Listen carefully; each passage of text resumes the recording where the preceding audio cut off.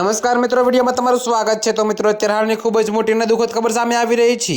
જી હા મિત્રો, તમને જણાવી દઈએ કે નવસારી જિલ્લાના બીલીમોરા નજીક દેવસર ગામેથી એક અત્યંત ચોંકાવનારી અને કરુણ ઘટના સામે આવી છે। જ્યાં મિત્રો એક માતાએ જ પોતાના બે માસૂમ બાળકોની નિર્દયતાથી હત્યા કરી નાખી છે।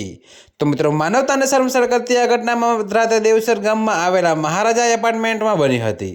તો મિત્રો, પ્રાપ્ત માહિતી અનુસાર આરોપી માતાને મધરાતે એક ભયાનક સપનું આવ્યું હતું।